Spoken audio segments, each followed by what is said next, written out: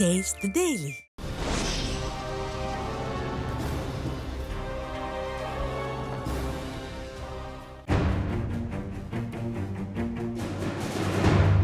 இலங்கையில் நடைபெற்ற பொதுத் தேர்தலின் முடிவுகள், குறிப்பாக தமிழீழத்தின் கலாச்சார தலைநகர் என்று கூறப்படுகின்ற யாழ்ப்பாணத்தின் முடிவுகள் உலகத் தமிழர்களை மிகுந்த அதிர்ச்சிக்குள்ளாக்கி இருக்கின்றது.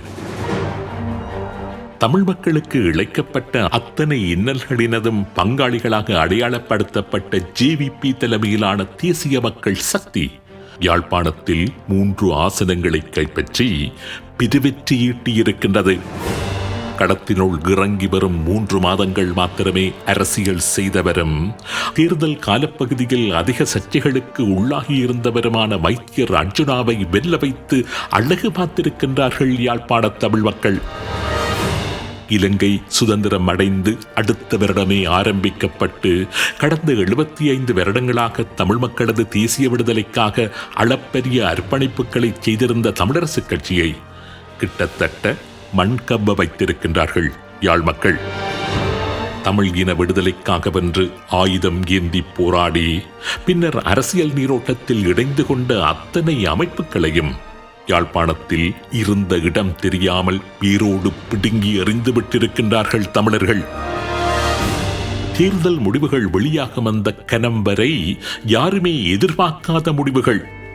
தமிழ் அரசியல் கட்சிகளை மாத்திரமல்ல, சிங்கள தலைமைகளை மாத்திரமல்ல, ஒட்டுமொத்த ராஜதந்திர வட்டாரங்களையே உலுக்கிவிட்டுள்ள தேர்தல் முடிவுகள் தான் யாழ்ப்பாண தமிழ் மக்கள் வழங்கிவிட்டுள்ள இந்த தீர்ப்பு.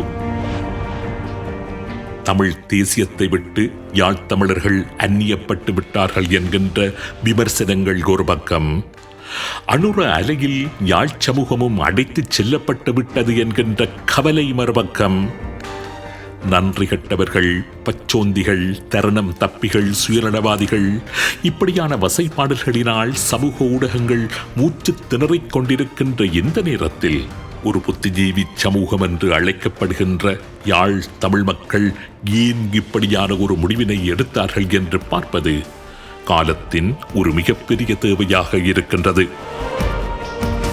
சமூக ஊடகங்களில் பேசப்படுவது போன்று உண்மையிலேயே தமிழ் தேசியம் என்கின்ற விடயத்தை யாழ் தமிழ் மக்கள் கைவிட்டு விட்டார்களா? யாழ்ப்பாண தமிழ் மக்கள் வழங்கியுள்ள இந்த தீர்ப்பின் பின்னால் உள்ள காரணம் என்ன? இதற்காக அவர்கள் ஜேவிபி என்கின்ற தேசிய மக்கள் சக்திக்கு அமோக ஆதரவை வழங்கியிருந்தார்கள். இதற்காக வைத்தியர் அர்ஜுனா போன்ற ஒருவரை தமது பிரதிநிதியாக நாடாளுமன்றம் அனுப்பி வைத்தார்கள் யாழ் தமிழர்கள். இந்த கேள்விகளுக்கான பதிலை தேடுகின்ற ஒரு வகை சுய விமர்சனத்தை தான் இன்றும் தொடர்ந்து வருகின்ற சில உண்மையின் தரிசனம் நிகழ்ச்சிகளிலும் சற்று விரிவாக நாம் மேற்கொள்வதற்கு முயல்கின்றோம். நடைபெற்று முடிந்த இந்த பொதுத் தேர்தலை பொறுத்தவரையில் யாழ்ப்பாண மக்கள் வழங்கியுள்ள தீர்ப்பு பற்றி ஆராய்வதற்கு முன்பதாக கிழக்கில் தமிழ் மக்கள் வழங்கியுள்ள தமது ஆணையை பற்றி சுருக்கமாக பார்த்து விடுவது நல்லது என்று நினைக்கின்றேன். கிழக்கில் தமிழரசுக் கட்சி 5 ஆசனங்களை கைப்பற்றியிருக்கின்றது. ஒப்பீட்டளவில் கிழக்கு மாகாணத்தில் சிறுபான்மையாகவே தமிழர்கள் வாழ்ந்து வந்தாலும் அவர்கள் தமிழ் தேசிய நிலைப்பாட்டில் திரண்டு நின்று அந்த சாதனையை புரிந்துவிட்டுள்ளார்கள். கிழக்கு வாழ் தமிழர்கள் தமிழ் தேசியத்தின் பக்கம் நிற்பதாக சமூக ஊடகங்களில் அனைவருமே பேசிக் கொள்ளுகின்றார்கள், புகழுகின்றார்கள். தமிழ் தேசியத்தை நோக்கி கிழக்கு வாழ் தமிழர்கள் திரும்பிவிட்டதாக சில விமர்சகர்கள் கட்டம் கட்டி செய்தி வெளியிட்டு வருகின்றார்கள். கிழக்கு தமிழர்கள் தொடர்பாக இந்த இடத்தில் நான் சுட்டிக் காண்பிக்க விரும்புவது ஒன்றைத்தான். கிழக்கு வாழ் தமிழர்கள் இன்றைக்கு மாத்திரமல்ல, இன்றைக்குமே தமிழ் தேசியத்தின் பக்கம்தான் என்று செயற்பட்டு வருகின்றார்கள். இந்த விடயத்தை இங்கு நான் அணித்தரமாக சுட்டிக் காண்பிக்க விரும்புகின்றேன்.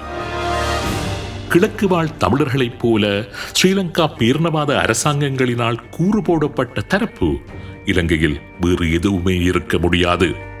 கல்லோயா திட்டம் முதற்கொண்டு மாவட்ட இணைப்புகள், பிரிப்புகள், சமூகங்கள் இடையிலான திட்டமிட்ட பிளவுகள், படுகொலைகள், இன அழிப்புகள், கலவரங்கள், தனிமைப்படுத்தல்கள், சிறுமைப்படுத்தல்கள் என்று கிழக்கு வாழ் தமிழ் மக்கள் மீது ஸ்ரீலங்கா அரச இயந்திரங்கள் செய்த சமூக பொறியியல் தாக்குதல்கள் போன்று இலங்கையில் எந்த தரப்பின் மீதும் அழுத்தங்கள் பிரயோகிக்கப்படவில்லை.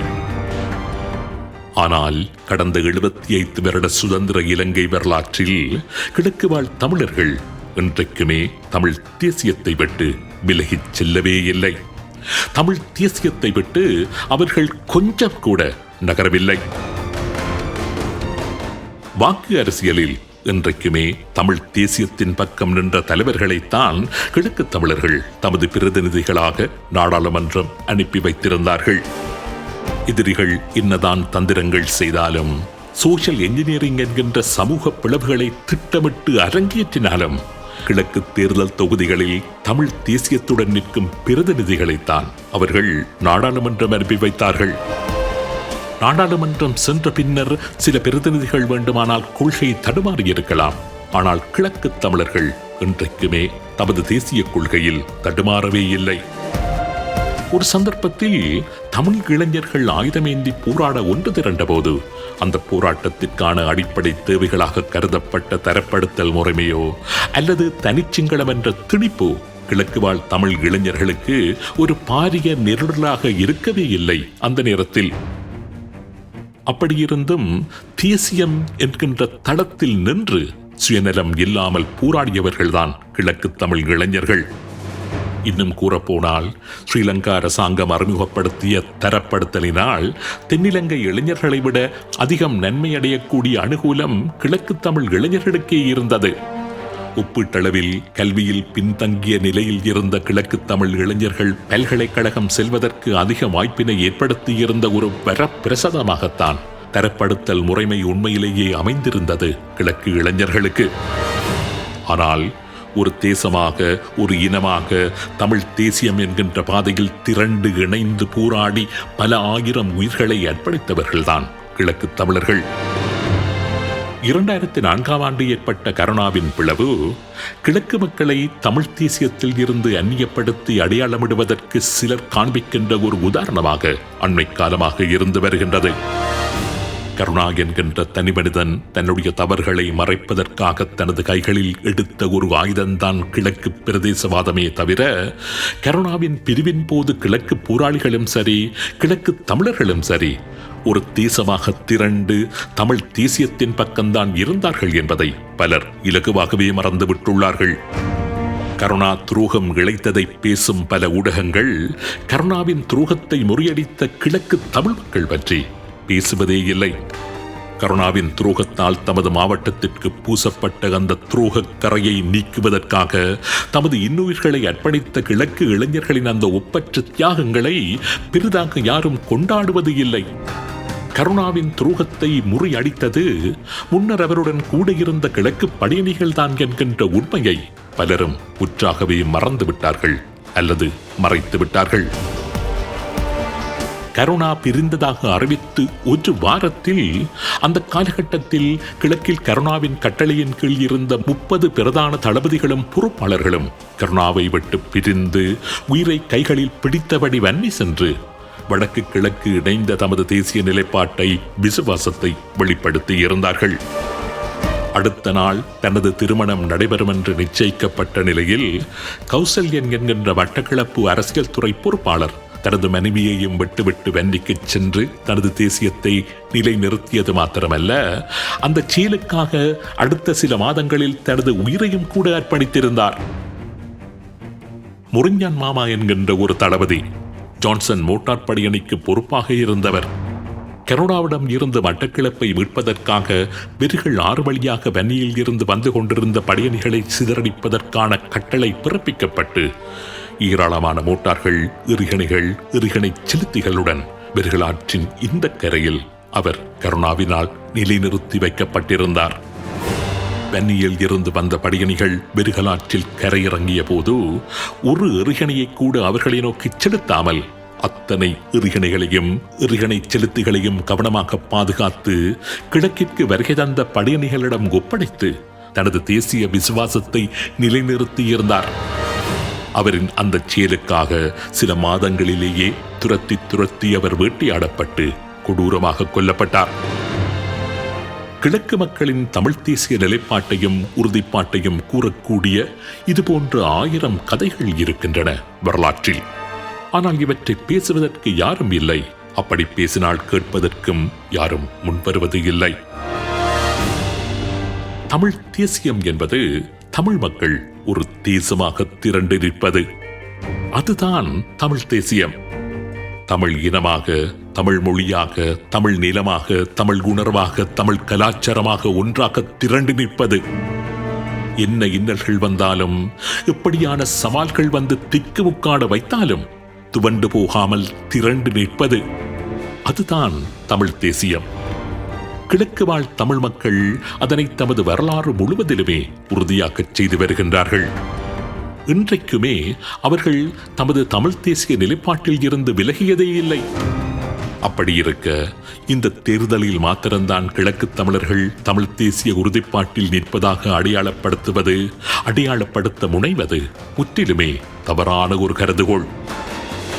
கிழக்கு தமிழ் மக்களினது மாத்திரமல்ல, ஒட்டுமொத்த தமிழ் மக்களினதும் தமிழ் தேசிய எழுச்சியை கொச்சைப்படுத்துகின்ற ஒரு அறிவற்ற சீல் என்றுதான் அதனை நான் கூறுவேன். சரி, இனி யாழ்ப்பாண தேர்தல் களத்திற்கு செல்லுவோம்.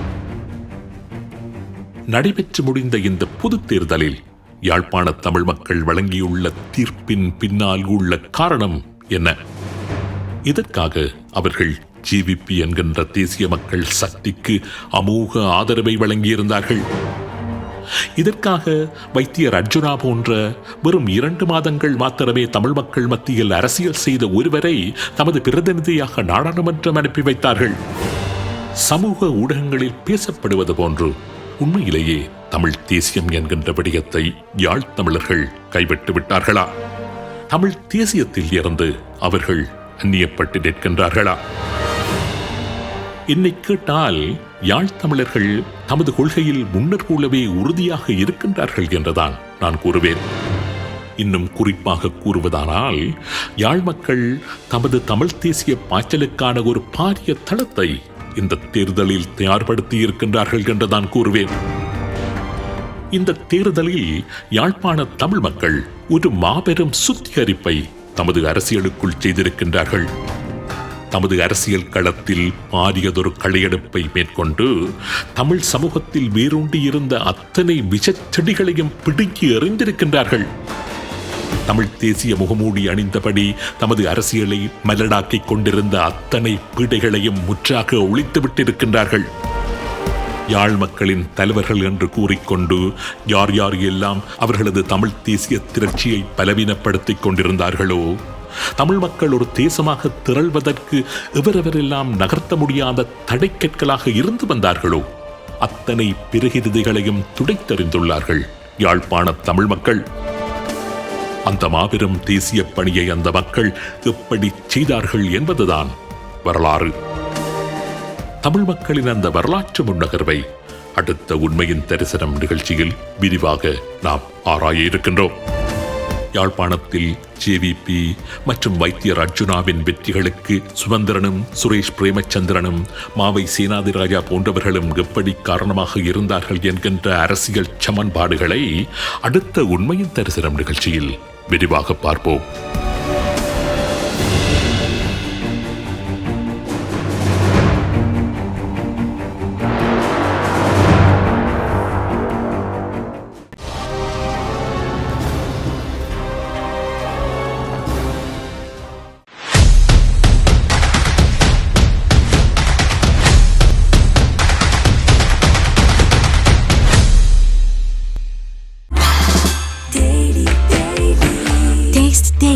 Taste the Daily.